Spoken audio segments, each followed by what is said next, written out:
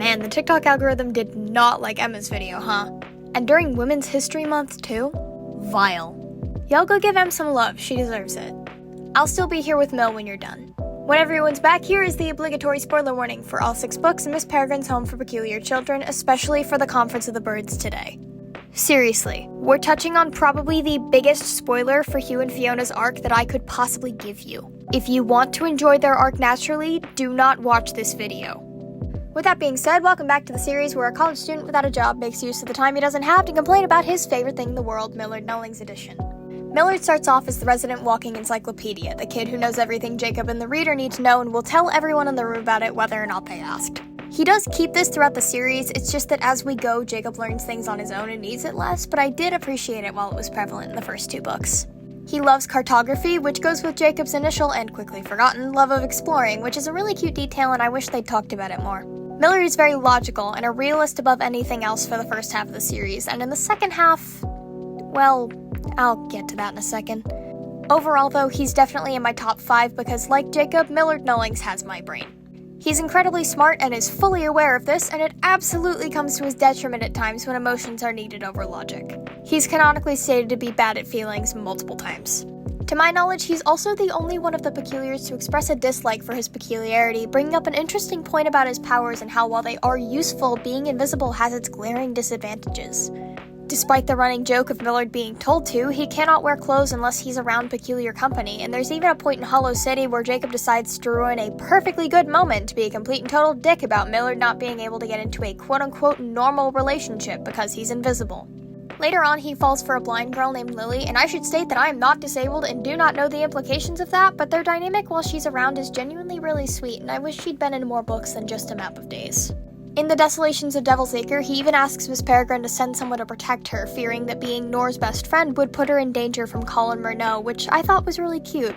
We love Protective Mill around here. On the topic of love, though, I've been skirting around a certain major plot point of his, and I'd like to reiterate my spoiler warning again. If you are reading these books and have not gotten past Conference yet, scroll away now. Everyone gone? Good. Because if not, you will not be able to enjoy this arc naturally. Consider yourself thoroughly warned. In the very beginning of Hollow City, Fiona and Claire are separated from the group due to Claire being sick. At the beginning of Library of Souls, we are told by Addison the talking dog that Fiona fell off a 1,000-foot cliff.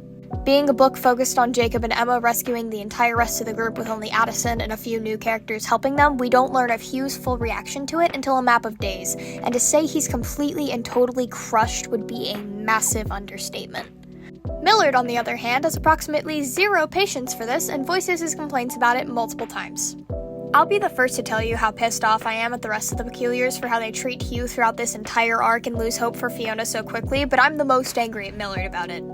As stated, he is noted in those moments to be bad at minding others' feelings. However, as someone who is also bad at emotions, there is a difference between genuinely not realizing you're hurting someone and being told you're hurting someone and then continuing to be the biggest asshole in the room about it because you don't understand why someone who thinks his girlfriend of 170 years is dead has not gotten over it in 6 weeks. And then when we do find Fiona alive in Conference and get her back, not once does Millard even consider apologizing for it.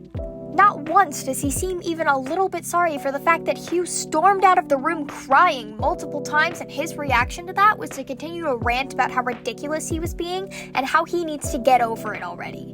Mel, I love you, I promise I do, but you owe Hugh and Fiona both an apology. Right fucking now.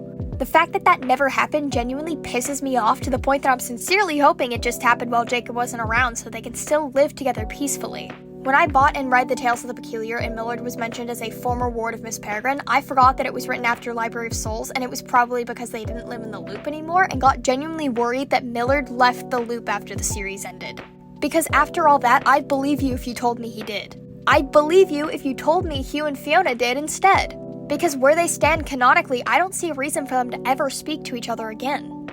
I'm running out of time to talk about movie Millard, but as it stands, I don't need a whole lot. Millard in the movie is a cardboard cutout of himself whose only purpose is to be told to go put on clothes. That's it. There is nothing else to his character.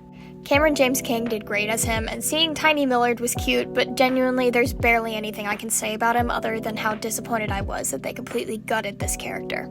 Despite everything, I really like Millard, but he absolutely has plot points that desperately needed to be cleared up, and they just weren't, and it made him seem so much more unsympathetic than he was. It's a damn shame because he was one of my favorite characters for a long time until that point.